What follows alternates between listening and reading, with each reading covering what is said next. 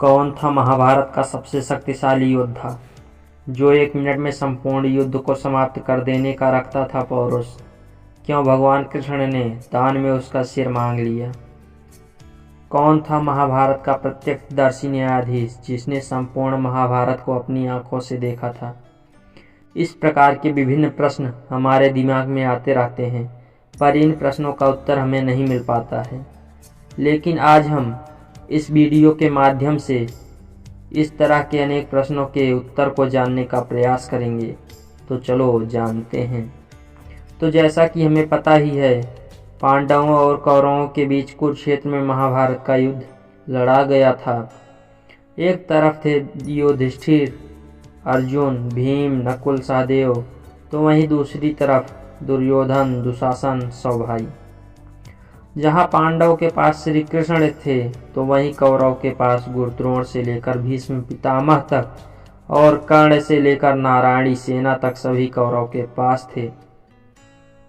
अब हमारे मन में सबसे पहला सवाल यही आता है कि इन दोनों में सबसे शक्तिशाली कौन था, पांडव या कौरव? तो जैसे कि हमें पता है कि सेना और लाव लश्कर के मामले में कौरव ज्यादा थे, तो वहीं स्वयंभू के साथ पांडव भी अपना वर्चस्व जमाए हुए थे।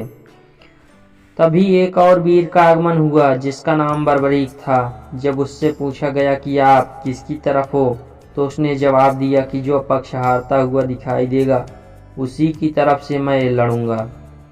अब महाभारत युद्ध आगे बढ़ने से पहले कृष्ण ने पांडवों और कौरवों में से सभी शक्तिशाली योद्धाओं से पूछा कि वे अकेले कितने दिनों में युद्ध समाप्त कर सकते हैं। तो कौरवों के बीच भीष्म ने उत्तर दिया कि वह 20 दिनों में युद्ध समाप्त कर सकते हैं। द्रोणाचार्य ने कहा कि वह 25 दिनों में सभी विरोधियों को नष्ट कर सकते हैं, और कर्ण ने उत्तर दिया कि उसे 24 दिन लगेंगे। वहीं पांडवों में से अर्जुन ने कहा कि उन्हें अकेले युद्ध समाप्त करने में 28 दिन लगेंगे, और बर्बरीक ने एक पलक झपकने का समय बताया। पलक झपका, महाभारत युद्ध समाप्त। इससे कृष्ण आश्चर्यचकित हो गए। कृष्ण ने बर्बरीक से पूछा कि वह 1 मिनट में युद्ध कैसे समाप्त कर सकता है। बर्बरीक ने उत्तर दिया कि वह 3 अचूक बाणों का धारक है, और उनका एक ही तीर सभी विरोधियों को नष्ट करने के लिए काफी है। बर्बरीक ने आगे कहा कि वह पहले तीर का उपयोग न उन सभी चीजों को चिन्हित करने के लिए करते हैं जिन्हें वह नष्ट करना चाहते हैं, फिर दूसरे तीर का उपयोग करके वह उन सभी चीजों को चिन्हित करता है जिन्हें वह सहेजना चाहता है। अब तीसरा तीर उन सभी को नष्ट कर देगा जिन्हें चिन्हित नहीं किया गया है, और फिर उसके तर्कस में वापस आ जाएगा। बर्बरीक की शक्ति का परीक्षण करने के लिए और यह सत्यापित करने के लिए कि वह जो भी कह रहा है वह सत्य है, कृष्ण ने उसे चुनौती दी कि वह अपने बाणों का उपयोग करके पीपल के पेड़ की सभी पत्तियों को बांध दे जिसके नीचे वह खड़ा था। बर्बरीक ने अपनी आंखें बंद कर ली और पत्तों पर निशाना लगाने के लिए अपना पहला तीर छोड़ने के लिए ध्यान करने लगे। उसी क्षण कृष्ण पेड़ से एक पत्ता तोड़ते हैं और उसे अपने पैर के नीचे छिपा लेते हैं। अब तीर पेड़ के सभी पत्तों पर निशान बना देता है, लेकिन कृष्ण के पैर के ऊपर मंडराने लगता है। बाण के इस व्यवहार से आश्चर्यचकित होकर कृष्ण ने बर्बरीक से पूछा कि ऐसा क्यों हो रहा है। बर्बरीक ने उत्तर दिया कि तुम्हारे पैर के नीचे एक पत्ता होगा, और उसे अपना पैर उठाने की सलाह दी, अन्यथा तीर पत्ते को छेद देगा। श्री कृष्ण बर्बरीक की बातों को सुनकर चिंता में पड़ गए, और उन्होंने निष्कर्ष लिया कि अगर बर्बरीक युद्ध में भाग लिया तो बर्बरीक के अलावा कोई नहीं बचेगा, इसलिए बर्बरीक का बलिदान अति आवश्यक है। एक दिन ब्राह्मण वेश धारण करके कृष्ण ने बर्बरीक से दान मांगा।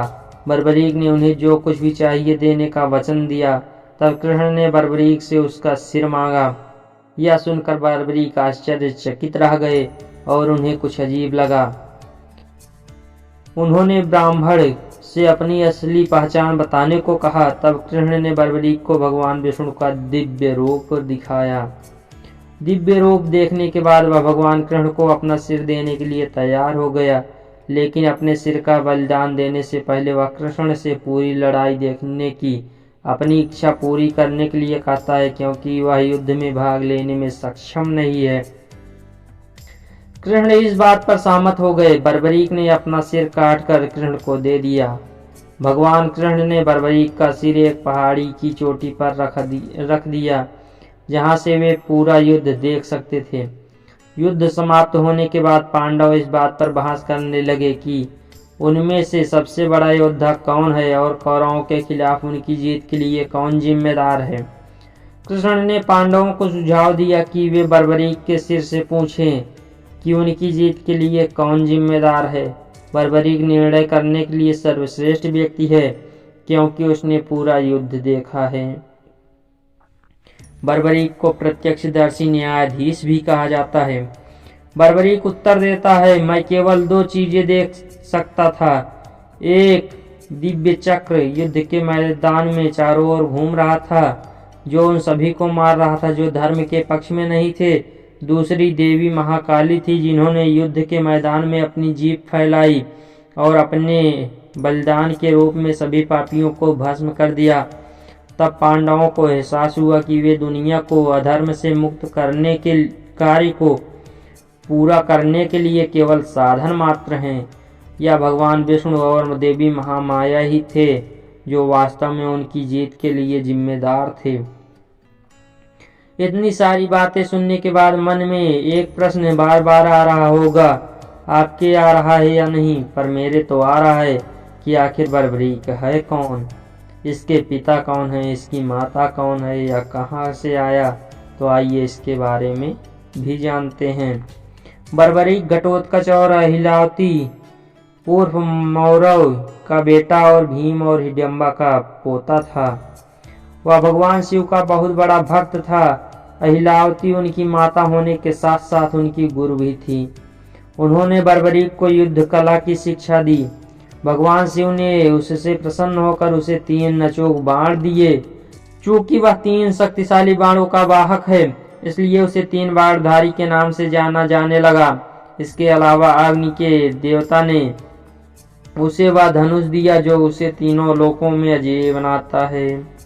बोलिए 3 बाणधारी की जय।